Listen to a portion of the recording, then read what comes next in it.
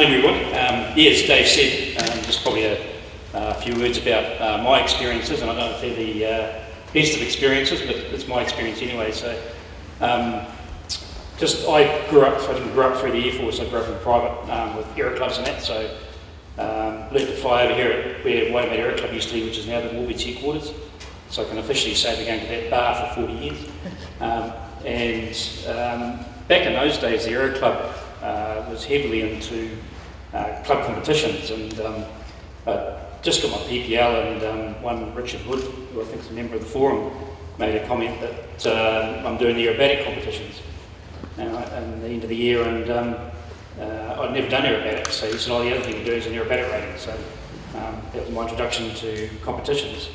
And from there, we bought shares in a couple of aeroplanes, single seat pit special, and I have to say that was a training of my life. It was we did a bit of cub flying, and I sat in the back seat and tried to fly it from the back, and then Richard got out so he had no more ideas. So off I went in the single seat pits, and scared myself, and trying to figure out how I was going to land it, but managed to, and did quite a few hours in that. From there we bought the two-seater pit, so the training for people and tail draggers, and particularly pits, has got a lot simpler in that regard, but the two-seat pits is also a bit of a handful. But in terms of the harbour training, that, as Keith probably mentioned about the training for civilian guys, my experience, I'm a flying instructor, and back in 95 or 96 I think it was, Peter Beaumont said to me, somebody else is going to fly the pits back because you can take 78 back, and he'll sit in the back as the instructor. So that was my first experience flying a harbour at all, and flew it back into here. And from there we organised a syndicate for Harbour 5-3. So as you've probably seen the background of 53 and also 52. We bought 53 off Spritsky up in North Shore, and it was a whole bunch of bits. Luckily, things like the wings were pretty complete. The fuselage would probably say about 75%. The engine needed some work. I think we ended up with, who'd have thought, we ended up with two left-hand propeller blades, so we had to find a right-hand one. From there, we rebuilt the aeroplane. That aeroplane was a syndicate. We started off with a group of 10, and you paid your money up front, and that money went towards the rebuild. And as we needed more money, we ended up with more people in the syndicate, and we ended up with 15 people in the syndicate by the time the aeroplane got airborne. And finally ended up with, let's wait for these words.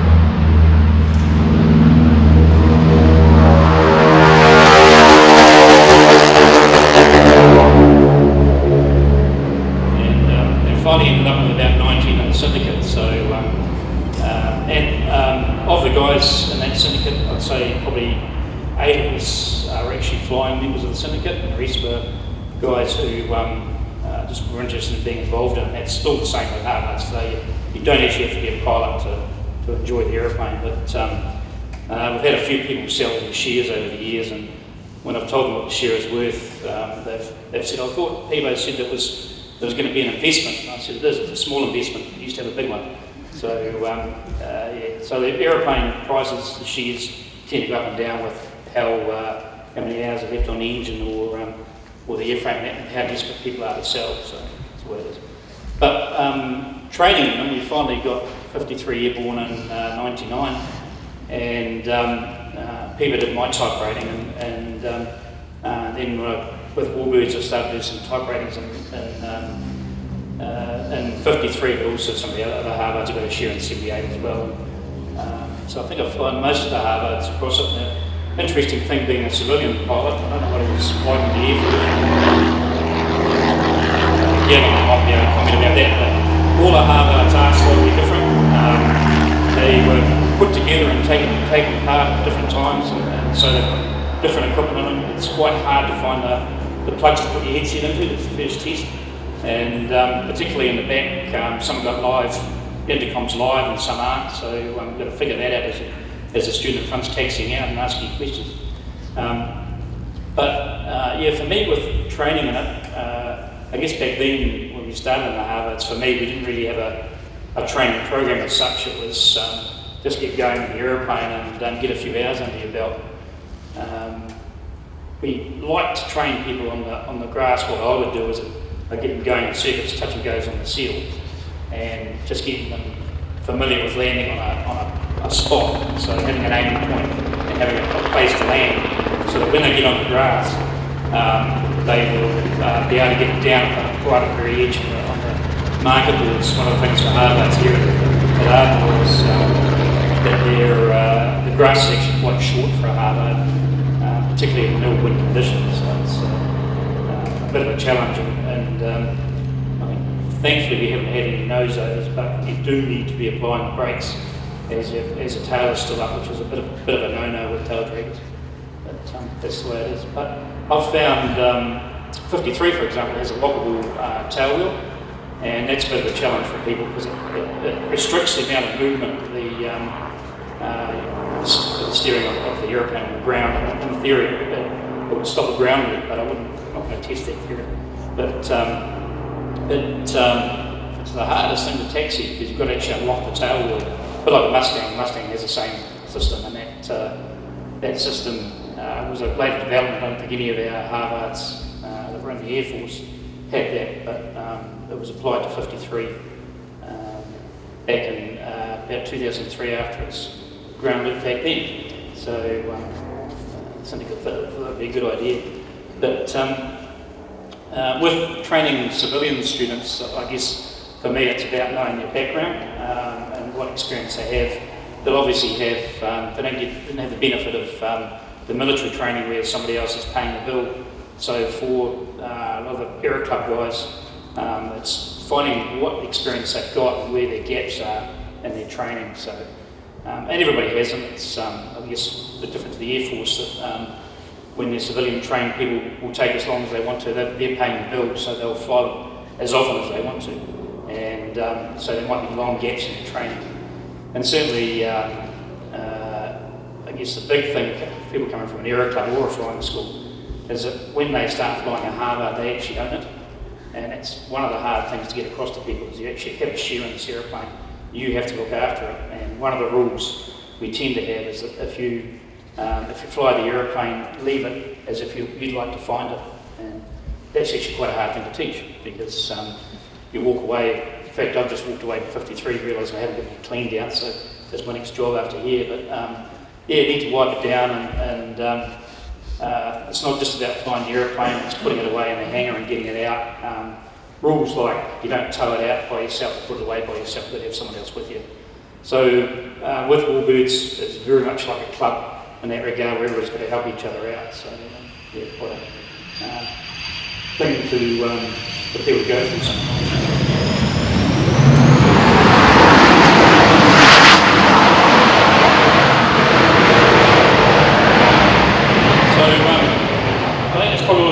Before that's about what I could say about training on Harvard. So if you've got any questions, just ask away, put your hand up or something, and I'll need a breather anyway, so it's been good.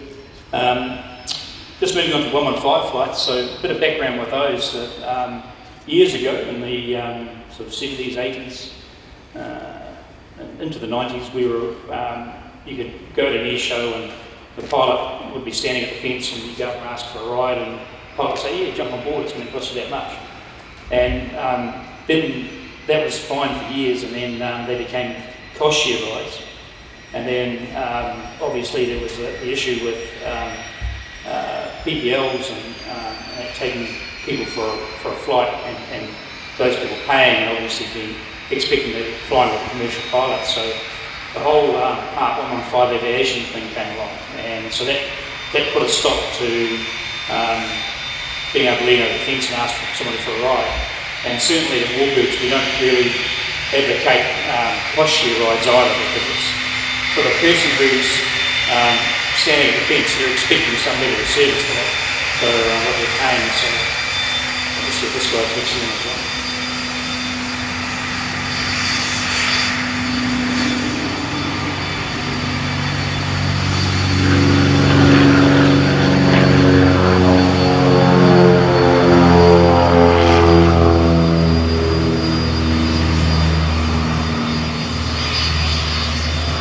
Yeah, so with, and unfortunately with 115, Part 115 system took a long time to come in. There was lots of backwards and forwards with CAA, with manuals and all that sort of thing to get it right, and it's still not 100% right, but it's certainly a lot better than what it was, and it's very workable, although expensive for an organisation. So yeah, there's a lot of auditing and all that sort of going on. But one of the things that's come out of the 115 rides is what they call the SMS system, the safety management system, and that's a bit of a change. I guess you'd call it health and safety in aviation, but it's a bit of a change to the big change with it for aviators is it talks about a thing called a just culture, and it's being able to, if you make a mistake, if something's wrong, you speak up and you say something about it, which is a great system, really. I mean, we probably live in fear of being prosecuted or at least being told off or having to shout at the bar or something. But now with the system, you can at least put your hand up and say, I saw this happening, it's my fault, or we shouldn't be doing that. So it is a good system. And I think a lot of organisations have had to make a whole lot of changes. But here at Warbirds, we certainly, probably the most obvious thing to see is everybody now is wearing a fluoro jacket. My two good friends down the back there. And, but behind all that is everything that goes on, taking people on rides, having enough people on the ground to look after them. So just getting onto the rides, with the Harvards, I've probably done about 200 odd rides in Harvards. And the rides are 25, 30 minutes long, but we would spend about 3 hours by the time we got out here, got the aeroplane out, looked after the customer and took them flying, put the aeroplane away and put the customer away again. It's about 3 hours round trip. So, and we don't like to sort of put them back to back because we want the customer to have a very good experience with the aeroplane. Most of the passengers we seem to be getting on the Harvard are Kiwis, and so there's a lot of people. It's interesting. Someone will come out and say to them, what's your experience or knowledge of a Harvard, and they'll talk about a family member or someone they knew, or they themselves worked on them or flew them or something like that. So that's actually really cool. And one of the good things about it also is that most of our Harvards are all painted up in the various colour schemes they operated in during the service. So we can talk a lot about that. Some passengers will want to know technical things about the aeroplane that I don't know the answer to, so I'll refer to my ground crew and that. So some will want to know about the aeroplane and just some facts. So it's always good when you're doing the rides to have some facts in your back pocket for that. So yeah, and with the rides we offer there's a scenic. You can do formation scenic. You can do aerobatics. And most of the customers, I think, it's quite interesting that the customer will come out with family members. A family member might pay for the flight, or a group of them might pay for it, or they come out with half a dozen family members, and it's harder to look after the people on the ground that don't go up on the flight. And the other interesting thing is if you say to the passenger, do you want to do aerobatics, they're usually quite apprehensive, but everybody who's staying on the ground is quite keen to do the aerobatics. so we usually make sure we brief them on doing the aerobatics either way, and when we get in the air we say, now, do you want to do these aerobatics or not? So, and sometimes you have to lie, because the first thing the people on the ground ask when you get back is, did you do a loop? So we'll often say yes. So, yes, I mean, there's a few challenges with the aerobatics. With the rules in place, we've got to have 5,000 foot cloud base, because we've got to recover by 3,000 feet doing the aerobatics, and we need 1,000 feet separation between us and the cloud, so cloud base has to be quite high. And we're also restricted with airspace as well, so we've got to get south of Bombay to do that. So there's a few challenges with it, and I certainly take my hat off to the guys who are working on the ground for us, because they have to deal with all the people come along and take them for a walk around here, and also any sick bags that turn up, so it's their job. If there's no questions about 5 rides, we'll move on to Warbirds. Yeah, we've got about 10 minutes spare. So with Warbirds, I'm also I've been called many things, but I'm also got called the historian one day, and someone called me a curator the other day, and I'm not sure about either name tag, and I think you've got to have experience or have some training or education to become a curator, but there it is. But back in the it would have been the early 90s, I think, and Gavin was president. We talked about running some open days and also doing some displays up on the wall. So this is where we were in Hangar 4 over here, and so we and it was a very, very blank canvas, I've got to say, for what we wanted to display. But early on, I kind of thought it's more about the people that flew the Warbirds or military aircraft than the aircraft themselves, because particularly in the hangar, the aircraft come and go, but usually the history of the people is something that people won't remember. So initially we set it up so we had all the New Zealand squadrons covered in the Article 15 thing for the for Europe. So we covered off those squadrons and then moved into the Pacific side of things. So I have to say this all started when we moved everything. We bought Hangar 2, moved everything from Hangar 4 to Hangar 2, and didn't have to start again. But luckily, all the signboards that the sign writers made up were movable, so we managed to get over there pretty easily. But I kind of thought this job would be finished before now, and I'd be able to sit back and watch. But we keep coming up with new aeroplanes, new hangars, and some other ideas. So over in Hangar 2, we've got. I would like to do a fleet air arm display, and also something on the Battle of Britain. The Battle of Britain is kind of it's easy and it's difficult because I don't want it to look like all the other Battle of Britain displays around. I want to commemorate the Kiwis that flew in it. So that's kind of where it sits at the moment, and I certainly don't want to. We can't compete against home markets, so we have to come up with something smart. Fleet air arm is fairly easy because the fleet air arm at some corps was around right from the beginning of World War I, really. Royal Naval Air Squadron, right through to even today, and I think even today there's still got Kiwis flying the fleet air arm, so it's kind of easy to do, but it'd be quite a big display. The biggest challenge for us over there really was the P40 corner. Luckily, there's a lot of history and a lot of books on P40s, but also on that particular P40, so that gave us a lot of starting and that. And Colin over here and I built the displays that's in that corner, and it's kind of start from nothing. We thought that was kind of that, because when the guys got to Papua New Guinea, they had to start with nothing as well. So that's where we've got to now.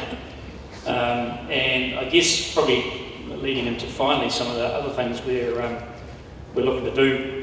What we've got in this hangar here is probably for a little while.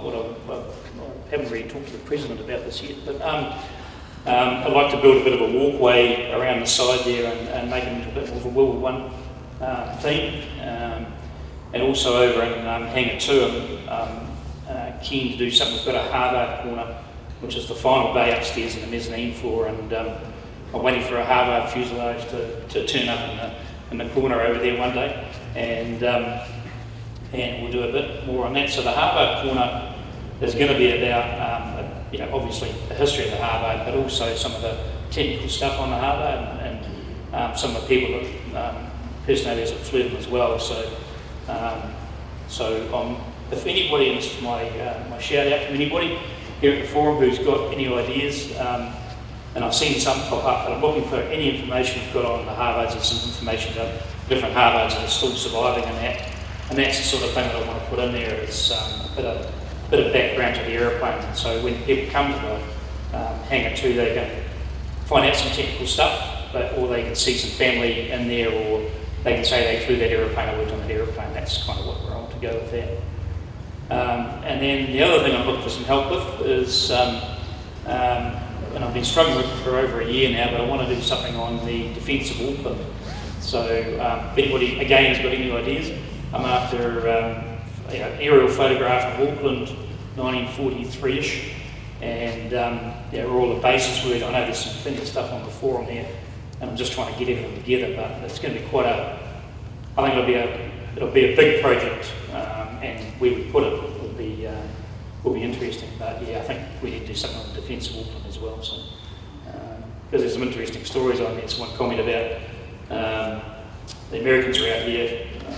People know the history of Ardmore, but it's got built in defence of Auckland when they thought the Japanese were going to make it down here. So all the half-round hangars, you see, I think there's about 6 of them around Ardmore. They're all the original hangars. And back in 1942, I think it was, the Americans came out and they spoke to the Public Works Department.